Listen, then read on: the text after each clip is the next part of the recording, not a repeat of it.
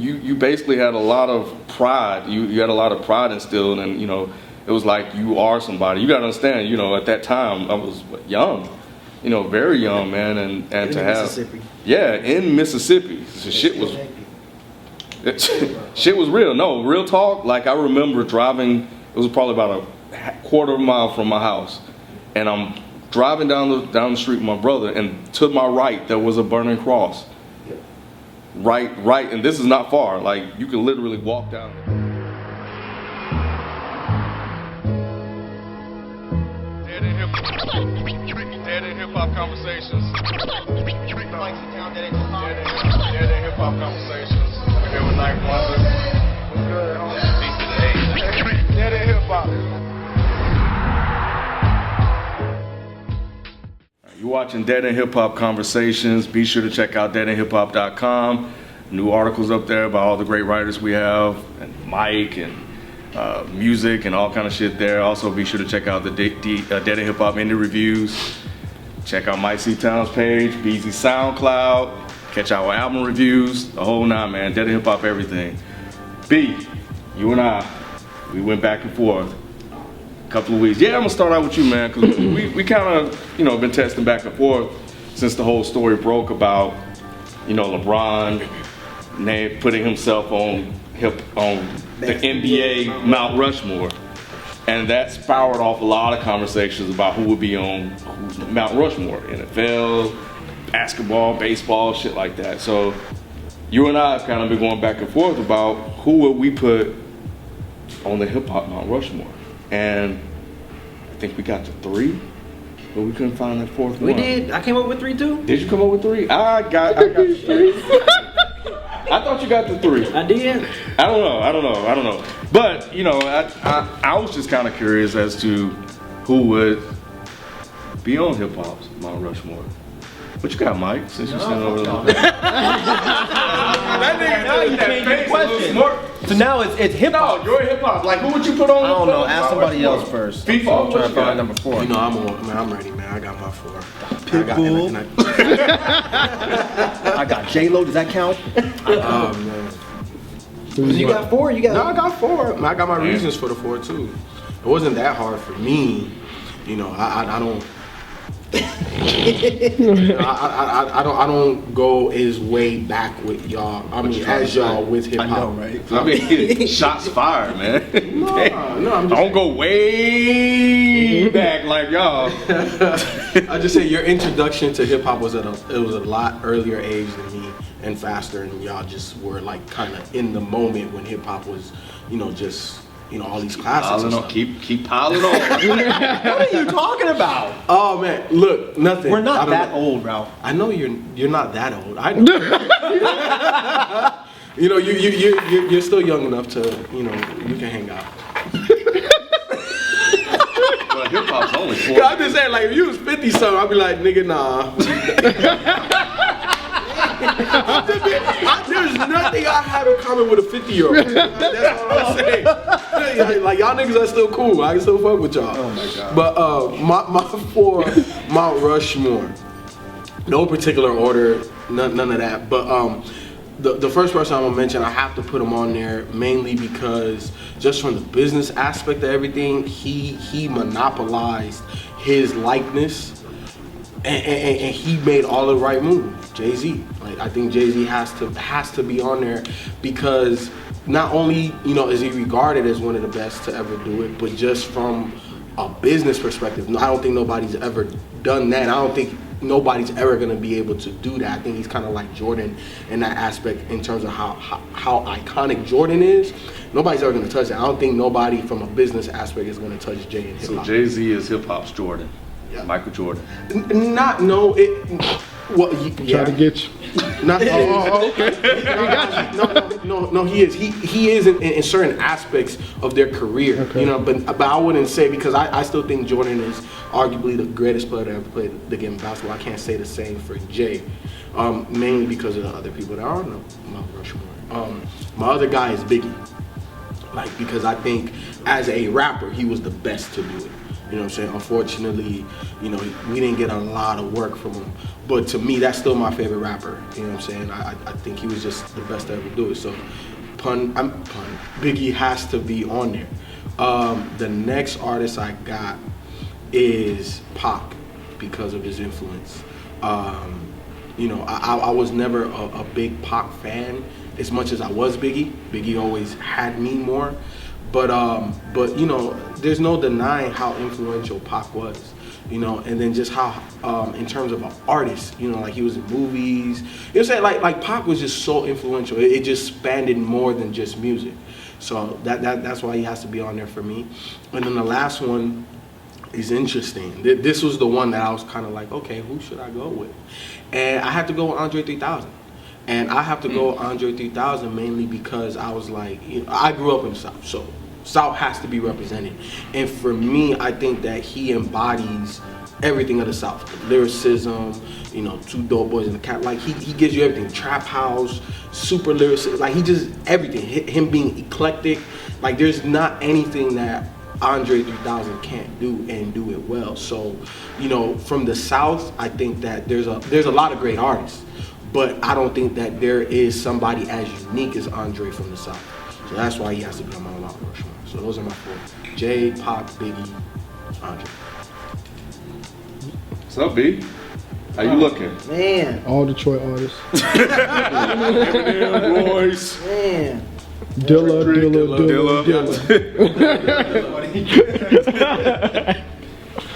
Oh man. John Connor. Mount Rushmore, MCs. Guess I'm about to go with mines. I'm not going based off who influenced what or whatever, all that other stuff. I'm gonna say what?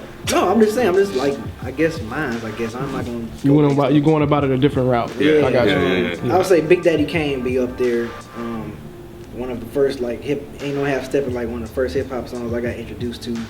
I mean, Big Daddy Kane is just he was that guy that can kind of be that commercial almost, and then be that lyrical guy too as well. Kind of both sides, played it both sides really well. Second one I had to go with Rakim. Another guy I was like, man, like hearing him spit was just like on a whole nother level at the time. You know, me being a kid, I was like, man, I never heard no dude spit like this before. So that's another one. Goodness gracious, this is crazy. Next one I probably have to go, I would just say Nas, just off of Illmatic alone. Just remembering just how much I played that album to death.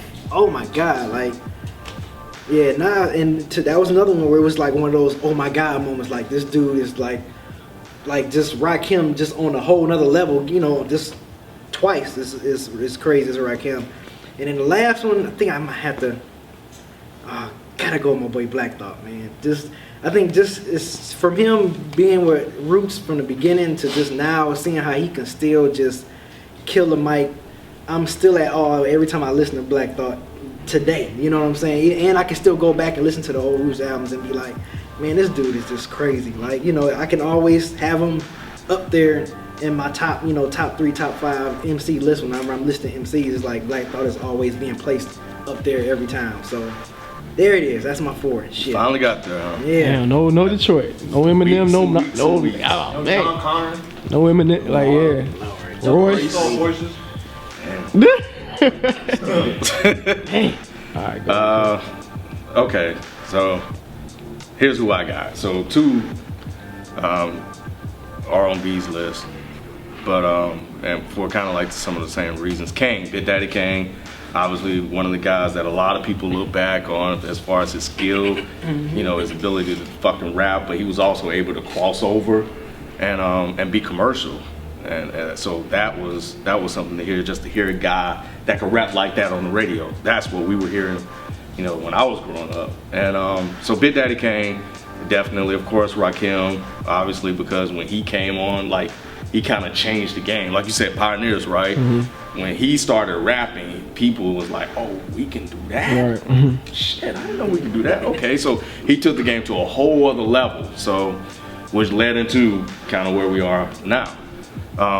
My third is KRS-One, man. I was still am a big KRS-One fan. He's one of my favorite MCs. and Return of the Boom Bap, you know, the stuff he did with BDP. Like, I loved all of his work because, you know, he was one of those guys that was, like he said, he's the teacher. And when he rapped, he would give you like content, and he would give you stuff, and he was also a hell of a rapper. So yeah, man, KRS-One made my list would be on my hip hop Mount Rushmore. The fourth one was really difficult. Like FIFO, I could see a Jay-Z being on a hip hop Mount Rushmore because of what he's done. He's kind of like, almost in the sense of a pioneer himself, because he's showing that you can take hip hop to this other level with the business side of things. Of course, you can see Pac with his influence in the movies and stuff like that. Of course, Biggie and his impact that he made with just 2 freaking albums, you know. So they all popped in my head when I was considering this 4th spot.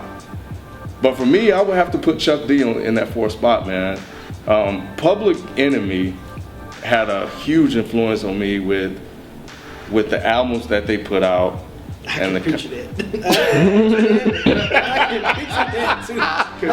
that. You know, like I used to watch Michael Jordan tapes and go out and try to emulate.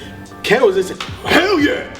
You could tell, boy, he was going. I can definitely see Ken loving That's what fueled you, huh? I can definitely see that. Got a huge influence, and I guess you can see, you know, embedded in me, man. Just the things that of course, all of the stuff that they touched on at a time where, you know, things weren't great for black folks, you know.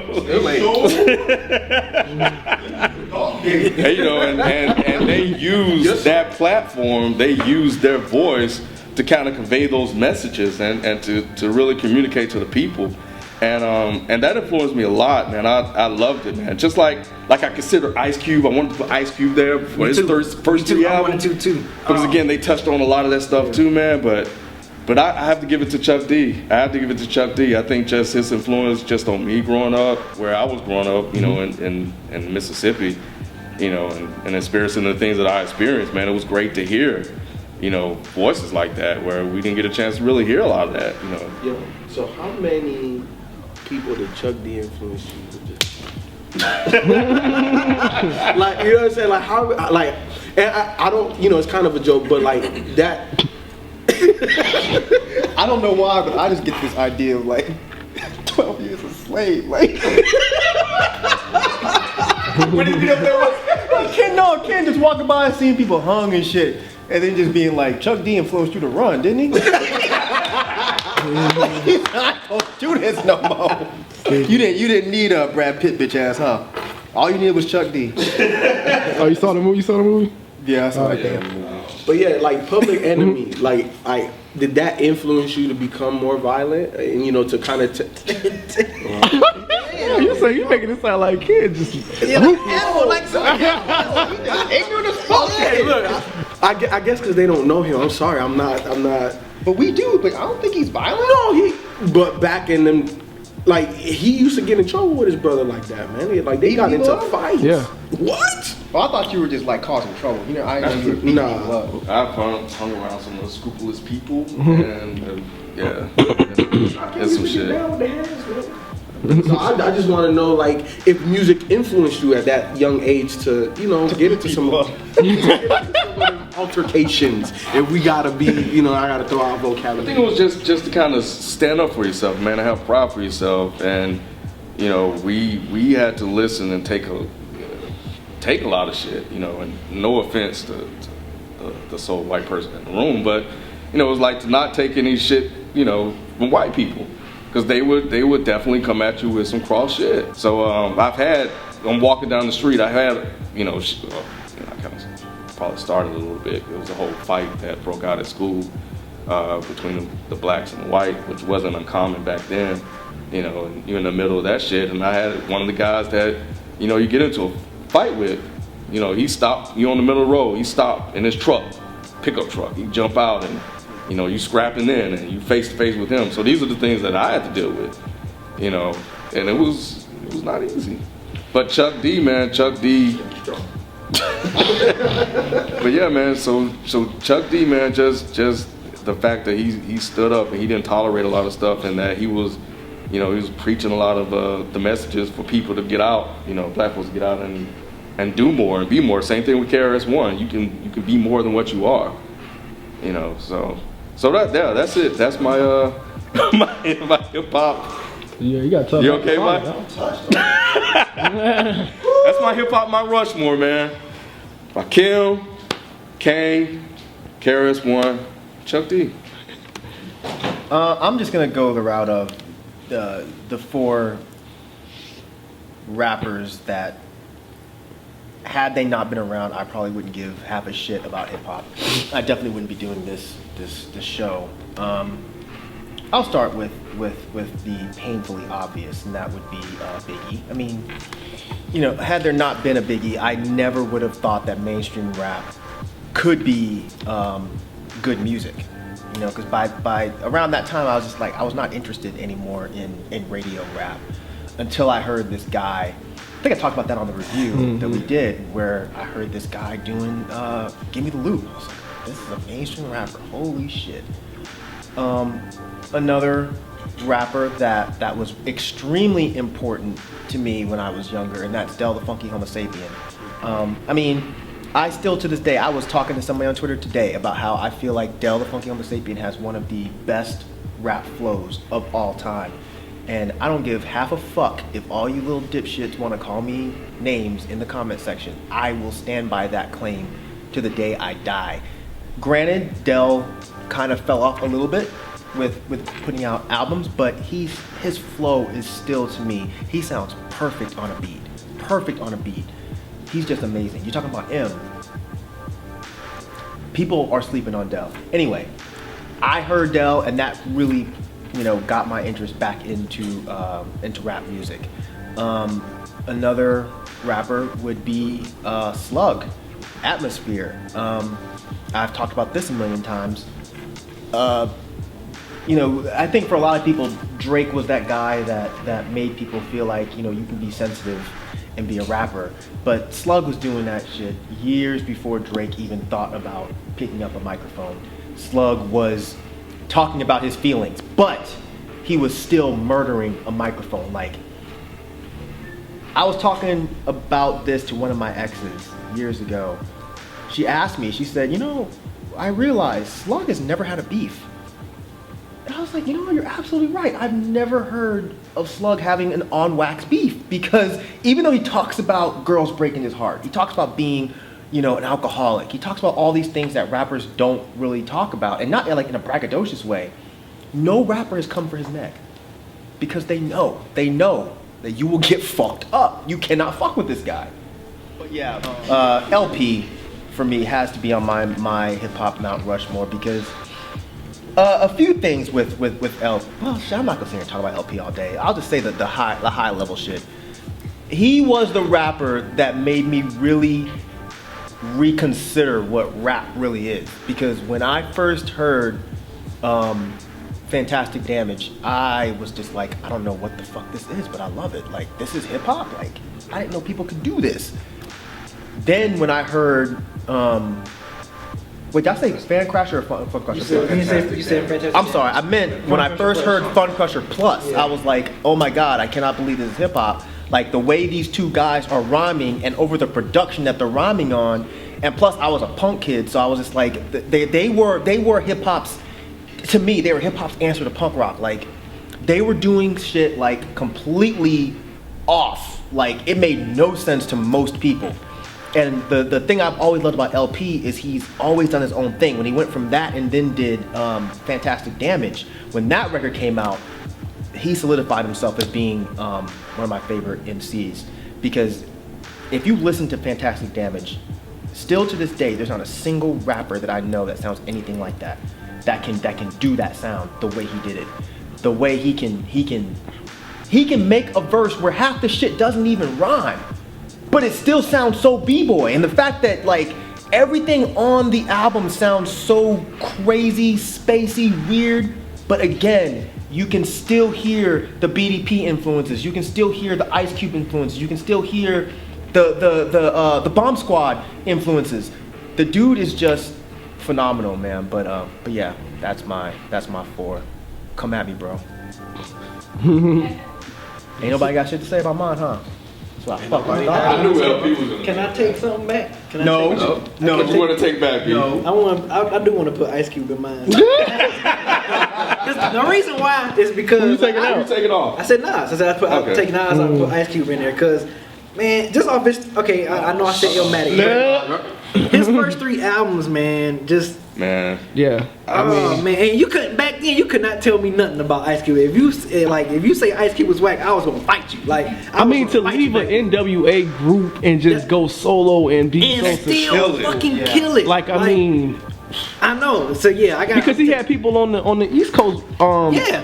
respecting him. Like, you know what I'm saying? Yeah, Like, Ice Cube was like that dude, Yeah. man. Like I'm just thinking back my childhood. I'm like, man, you could not. If someone stepped up to me and said Ice Cube was whack, I'm telling you, I was fighting. I'm telling you, I was like that. Like, are we there yet? I'm like, motherfucker.